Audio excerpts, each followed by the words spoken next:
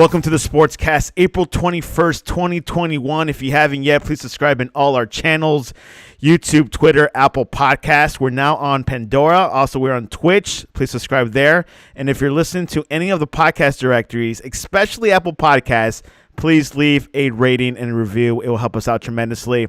We're also on online radio. You can listen to us on thesportscast.net. Or you can go to our Twitter at the Sportscast1, see the latest and greatest. We update on the latest on NFL draft, and of course the Super League has been bombarded.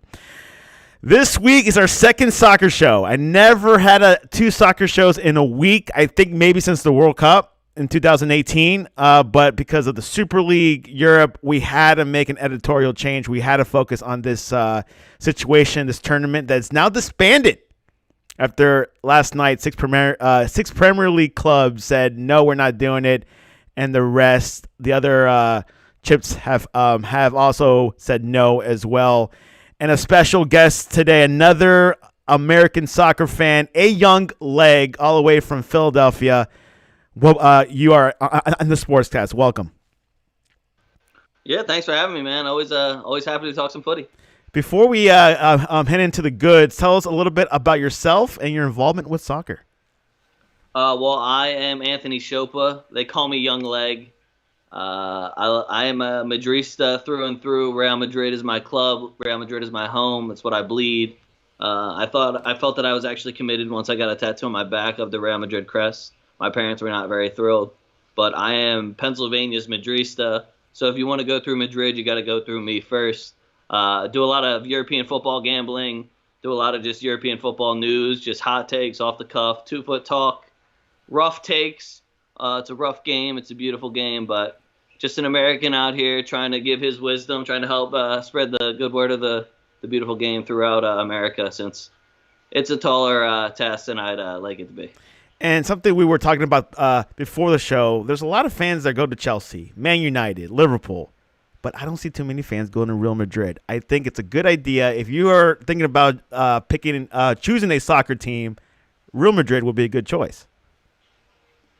Yeah, so I think it was like if you happen to say you just became an NBA fan when the Warriors were the Warriors, Kevin Durant, Steph Curry, and all them. It's kind of like if you become a Madrid fan, it's like you're bandwagoning, but that's not really the case anymore with all these other people getting a ton of money. Real Madrid, obviously, still one of the most successful clubs of all time, but the whole bandwagoning aspect of it now is getting a little old when you got teams like Man City who just have billions of dollars poured into their club. Inter Milan, same thing. Chelsea, same thing. Barcelona, somehow $2 billion in debt, but still buying players. We won't bring them up, though. There you have it. Anyways, let's go into the gist of the show. This past Sunday, 12 big clubs from Europe, even Tottenham, decided to create a Super League that was going to be launched in 2023 to 2024. Some said it would have been launched this year. 48 hours later, the clubs were backing down from it. The fans were protesting outside.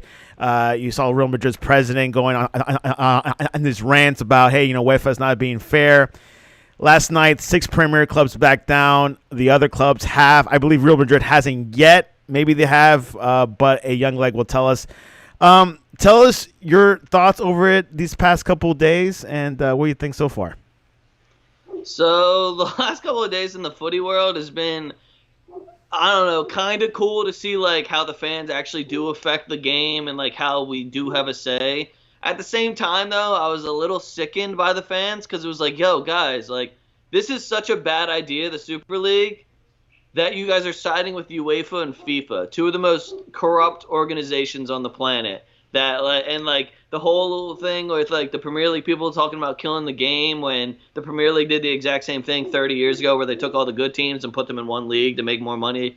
So I thought there was a lot of hypocritical stuff going on because in my mind we were challenging UEFA, which needs to be done. I'm not siding with the UEFA Super League or the European Super League, but anything to get UEFA out of power, to just make them look like they have a chink in their armor. Them and FIFA, two of the most. We have a World Cup coming up in Qatar in the middle of winter because FIFA decided to take some bribes, which I feel like everyone has kind of gotten over already, which I'm not really over. It's going to be going on during the middle of the season. So my only issue with the Super League, besides the fact that teams were just guaranteed spots, is just that it was just a money grab.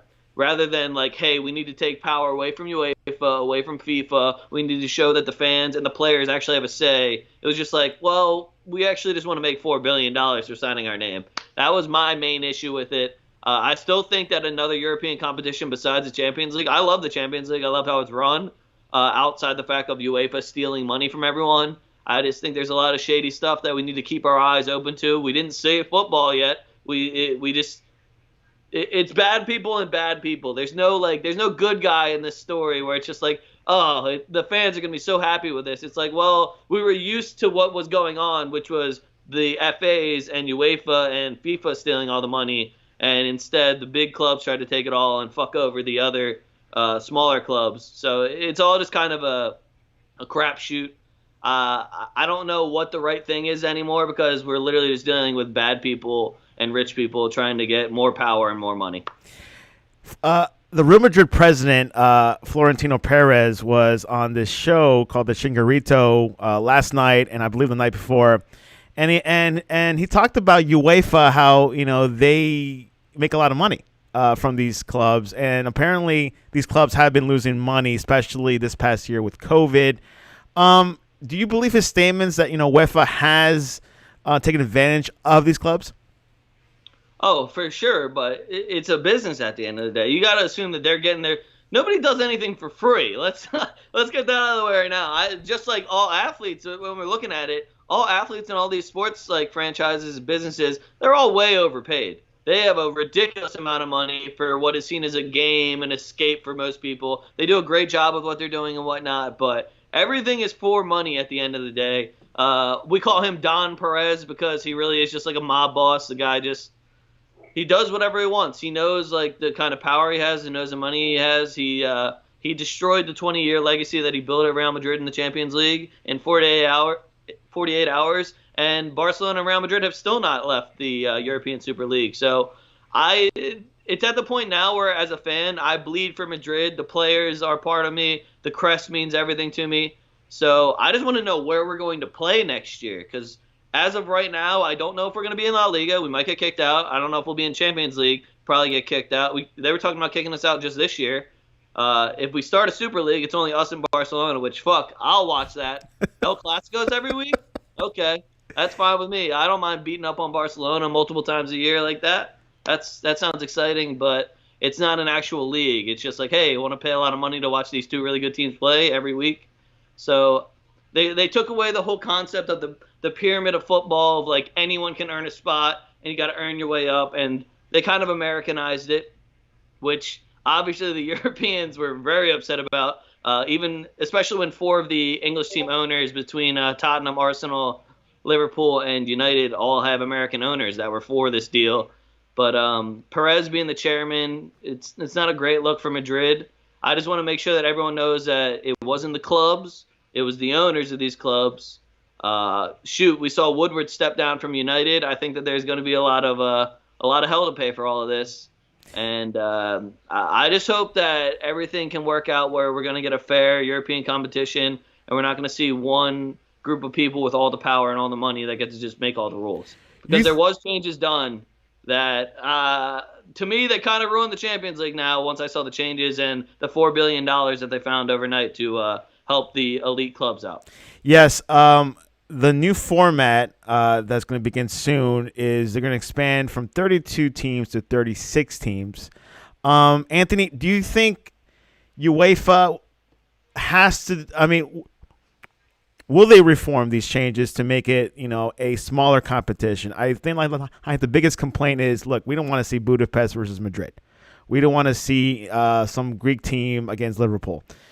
Do you think they're going to make those changes to make it smaller, or do you think they're just going to keep expanding it?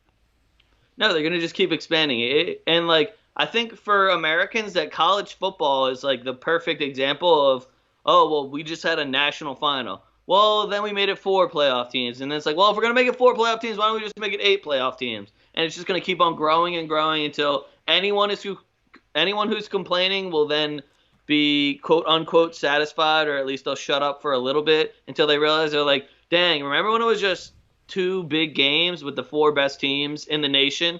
So it's definitely going to water down the competition. Obviously, like, this is where you get the cool stories from. This is where the magic happens, when you see a Budapest that somehow beats the odds and is able to defeat a Liverpool, like you said, or something along those lines. But that's like one out of every 100 games, and the other 99 that you have to pay to watch, it's not really worth watching. So I'm kind of torn on it. I definitely like it to be set as the 32. I thought 32 was plenty. To add more just so that teams are guaranteed 10 games so they can make more money is just another reason where it's like, oh, so you're just in it for the money. Notice how UEFA found money for people, and then they're going to create more games, which is essentially what the Super League wanted to do and what we didn't really like about it. Did you see the other clause that they added where if your coefficiency like balances out, so pretty much if you're like Manchester United and you come in 6th place, you're still going to have a spot in the Champions League. So they essentially took the worst part of the Super League and added it to the Champions League now, which is why now that the Super League's talking about reforming, I'm already back onto, all right, is this going to be better than what Champions League's doing? Because now Champions League just has 36 teams, and you don't even have to like perform well to qualify technically if you're good enough as a team already. Like if your club is making enough money and marketable enough already. That's why you'll see teams like like when you said even Tottenham, it's really like 10 of the best teams in Europe, and then Tottenham and Arsenal got to sign up for the Super League. Yeah, which is pretty questionable because they have not been performing well, at least for this past season. I know historically, yeah, like they had a good history, but as of recent, they haven't been doing well. Of course, Tottenham just fired Jose Mourinho, and with Arteta and Arsenal, that's still a question mark. Now, the Super League conversation has been going on for years, some say 10 years. Do you think this competition will resume talks again in the future, or do you think this is it? This is their chance. They blew it? Oh no, this will go on for years and years and years. This is always in the back of the mind, the elite clubs, because when you look at it, it worked. They got you to play your cards. They got extra money out of it. Oh no, the fans are mad and they're going to slap us on the wrist. Oh no, they still got their money at the end of the day. So in their minds, they got you. This worked. UEFA showed, okay, we get it. You guys could leave if you wanted. But then UEFA also got the flexible power. It's like, we're going to ban you from World Cup, domestic cups, FA Cups, Copa del Rey's, Italian Cups. You're getting banned from everything. So there's little things where both sides are still flexing their power. But I think that the 12 teams, as bad as they look right now and as shitty as they just treated their fans, they won at the end of the day. They got the money. You're making changes to the Champions League that they wanted you to make that you said you couldn't - refuse to before. All of a sudden, somebody touches your wallet, and now the changes are being made. So they have the formula to get UEFA to finally make changes, which is to just flat out say, all right, well, we're done with you guys then. But if you hurt UEFA in their wallet, that's when they're going to actually make a change. Notice how quickly they did it, too. As soon as you affected UEFA's money, all of a sudden it's a huge issue. Not when there's racist stuff going on in the games, like the whole Slavia Prague situation where he got banned for 10 games, but it took like 2 months for them to like conclude on that. What's going on there? All of a sudden, though, it only takes 24 hours when UEFA's wallet hurts. So a lot of questions. I just want to make sure that everyone knows we aren't out of the water yet, football fans. We still have UEFA to deal with. We still have FIFA to deal with.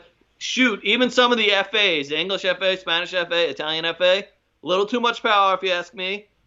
A lot of money that is, it's not unaccounted for, but like you don't really know exactly who's getting it. So there's just still a lot of questions. I still don't think football is saved. I still think that the European Super League is a threat to the Champions League, just with Barcelona and Real Madrid, after seeing the changes that UEFA made to the Champions League. Because what I'm reading, they aren't even doing groups anymore. They're just going to make it one whole league, kind of like the Super League. Top 8 teams go on to the knockouts, kind of like the Super League. And then every club is guaranteed at least 10 games, which would increase revenue, what the Super League was trying to do. So it seems like they just took the Super League's ideas that we didn't really like all that much, and they're just adding it into the Champions League. So, yes, I think that this is going to be talked about for years and years to come. The threat is always going to be there because when you look at it, what did the Champions League do 30 years ago? I know it looks like, oh, they just changed the name. It's pretty much the same thing that the Champions League did 30 years ago, but we won't bring that up. We'll let everyone just be angry at the Super League. Anyone that's going to challenge UEFA though I am a fan of you. If you want to challenge UEFA, I'm here for it. That's why I tried to back Don Perez. He made it very difficult. He kind of put shame all over the club, and he flexed a little bit too much power that I don't think he actually had. Yeah. I'm excited to see how all of the court situations are going to go, because all of the teams did sign contracts, and Perez is a psychopath, so I know that he would probably actually go and sue every single team. Yeah, which I actually was going to ask you, because I saw him for the first time on television these past 2 nights at this famous Spanish sports show called Chiringuito, and he was on it, I think, twice already. What are your thoughts over Florentino Perez? I mean, I liked his demeanor, very confident man. He's like, no, UEFA can't ban us from the Champions League this year, and they can't ban players to the World Cup. What are your thoughts over this guy? I love Perez. Honestly, it's been hard to keep the love going for him these past last few days, last like 4 days.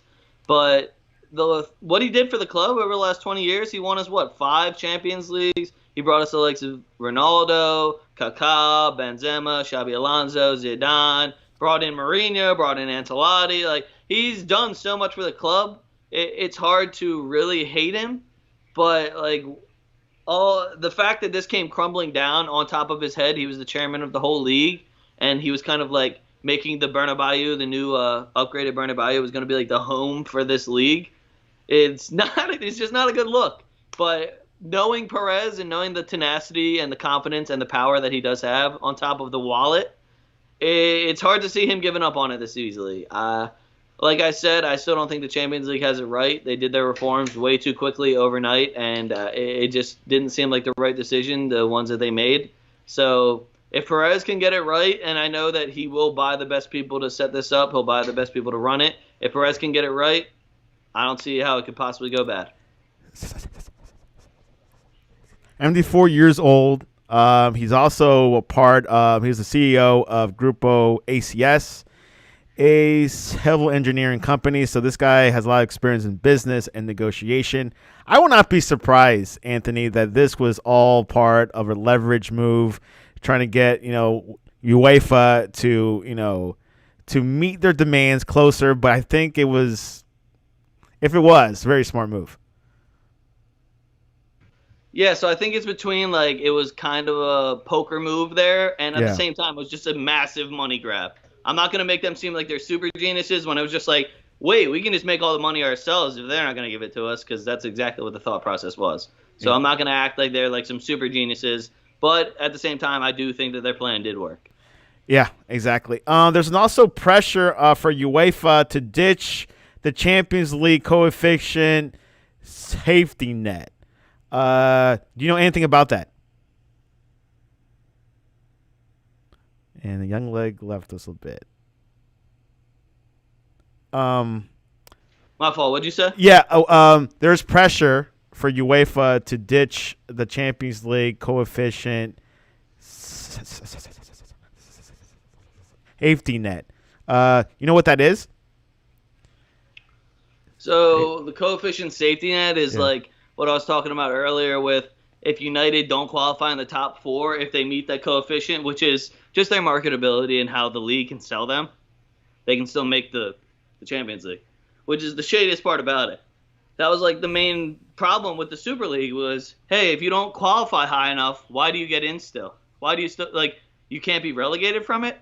So they were talking about how, like, if Man U was to drop off in the 6th place and West Ham was in 5th place, rather than both of them going to Europa League, West Ham would end up in Europa League, and Man U, since their coefficient would meet the standards for UEFA, they would still get in the Champions League.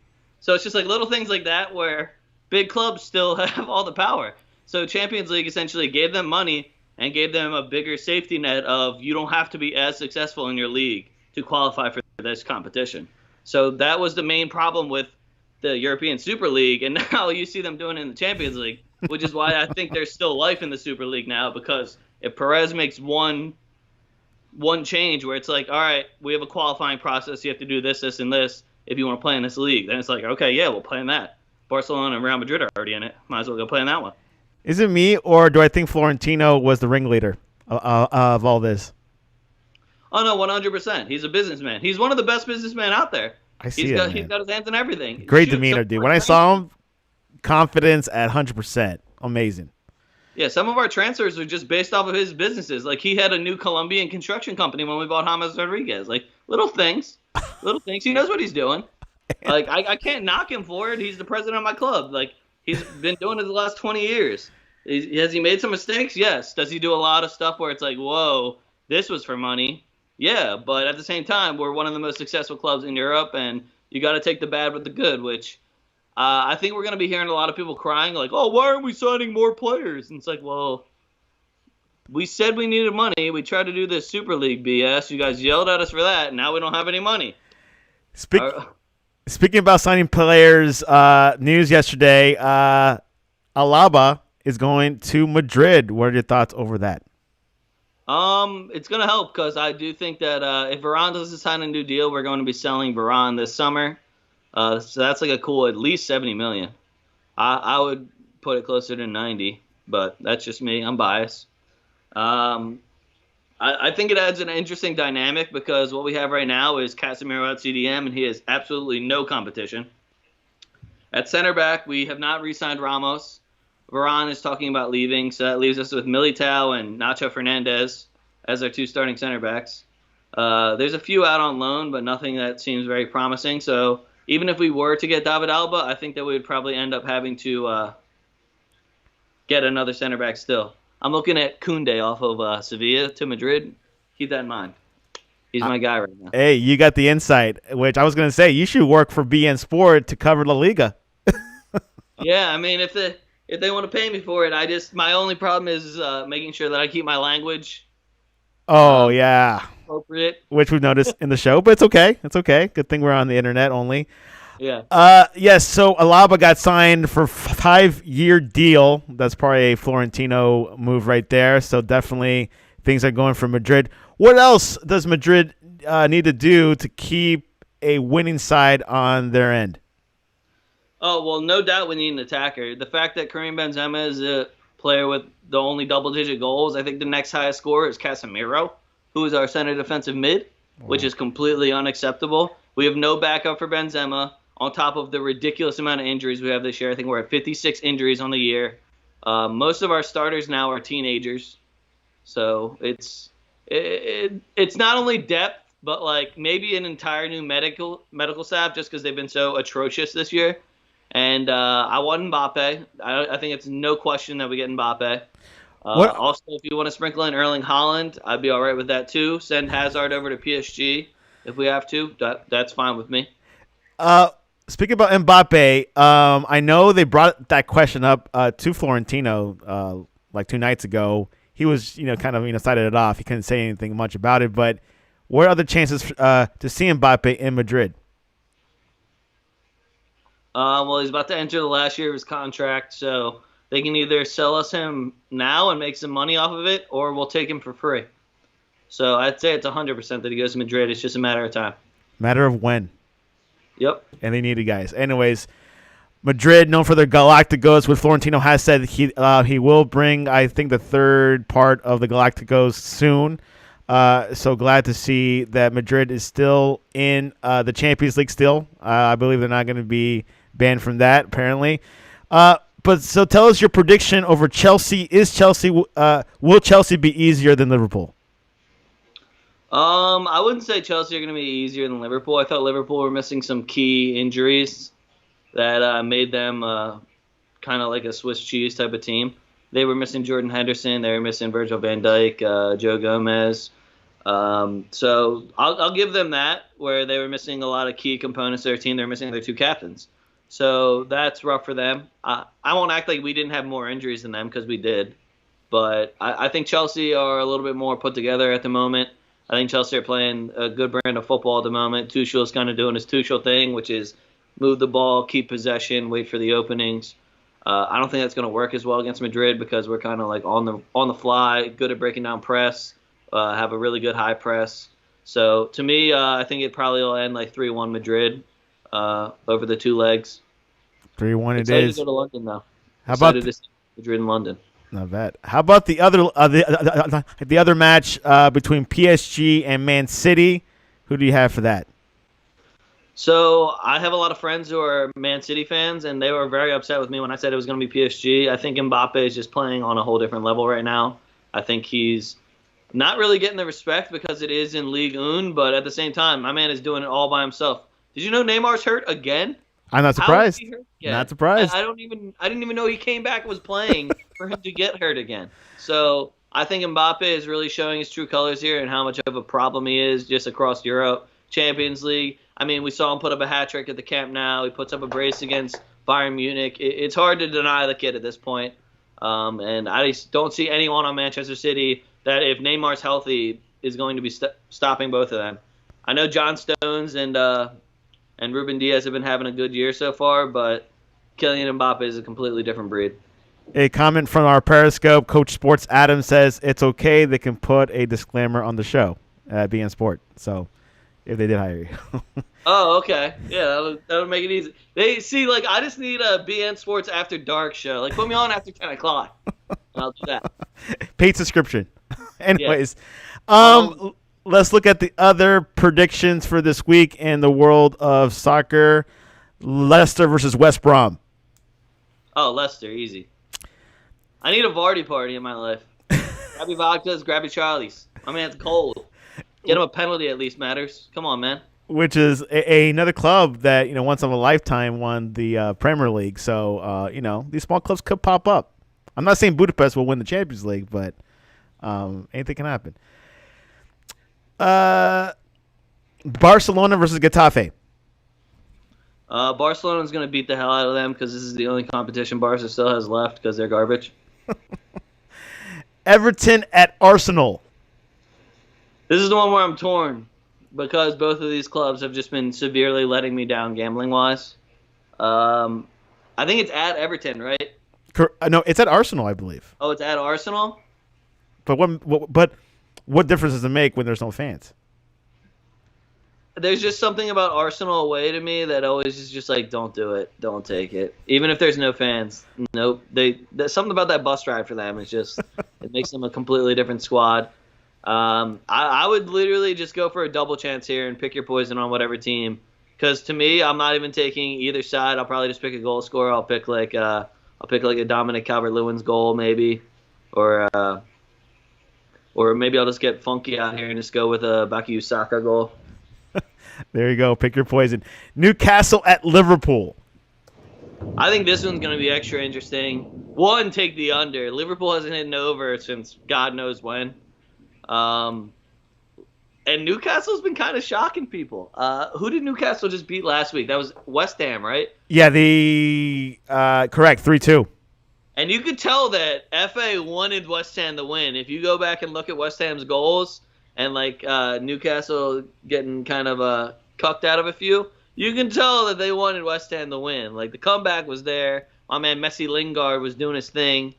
But Liverpool just doesn't look good. I saw Leeds kind of take care of business against them.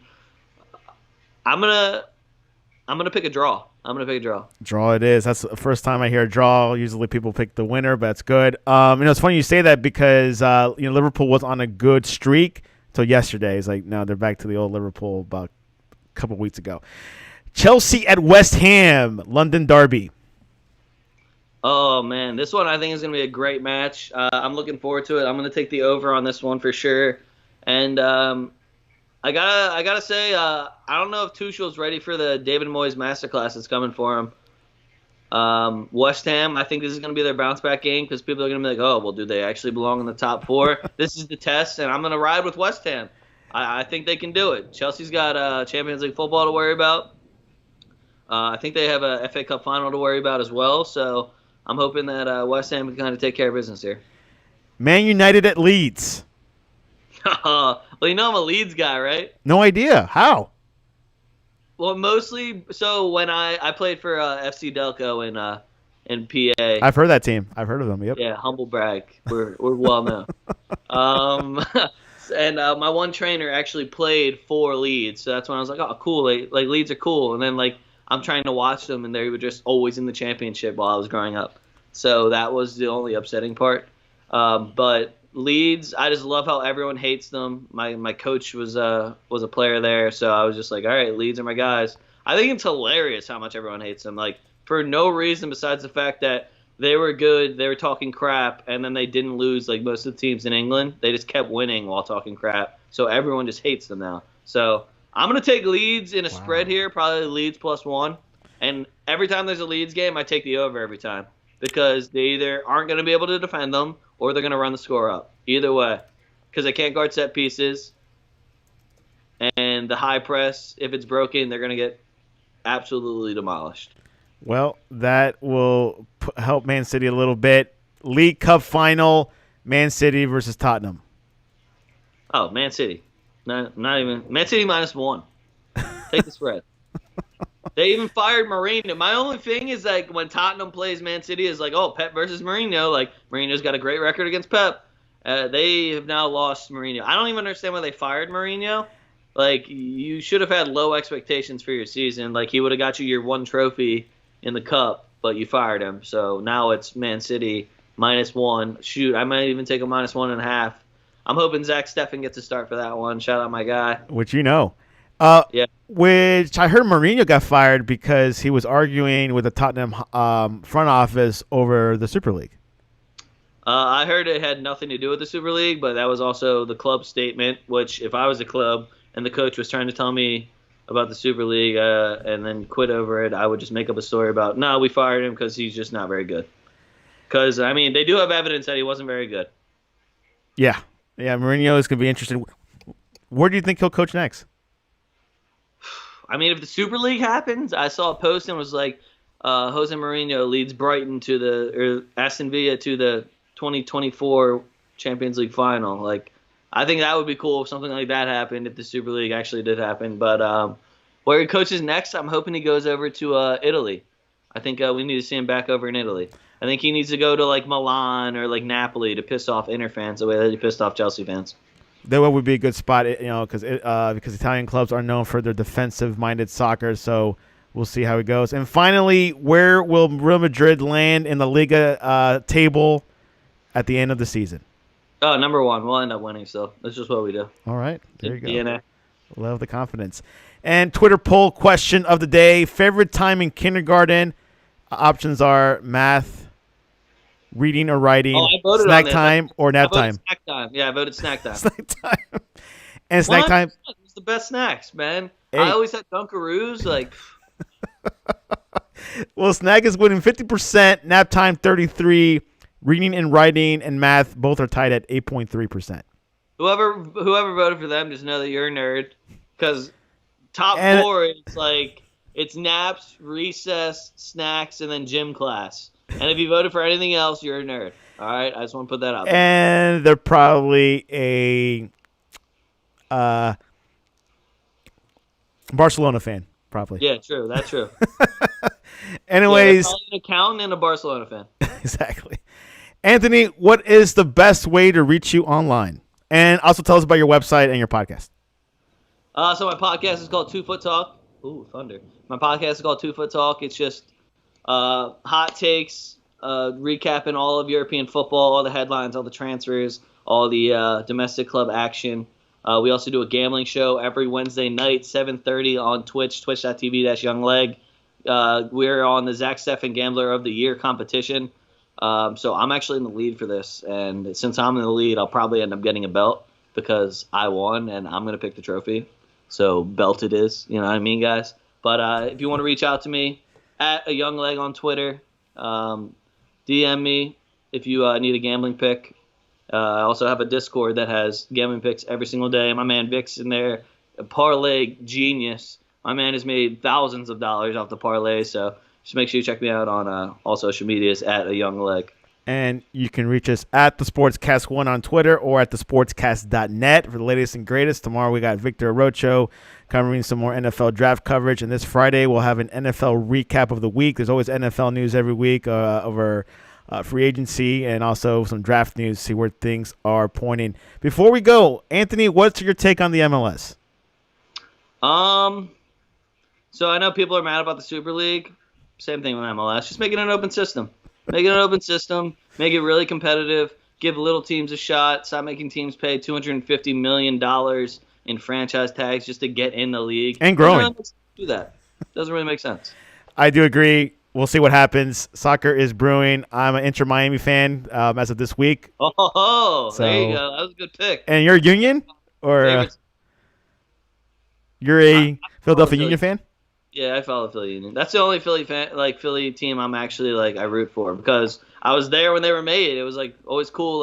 I remember going to Chick-fil-A and raising money for selling their season tickets and stuff back in the 2010s when they first became a team. Interesting. It was just always a good time. I try to represent. Hey, there you go. Support our local clubs. Anyways, that is our second show. Probably our up to 2 shows this week in soccer. A lot going on in America besides that. Anyways, Super League isn't happening as of right now. Champions League is happening next week. A young leg. I appreciate you coming on to the Sportscast. Hala Madrid.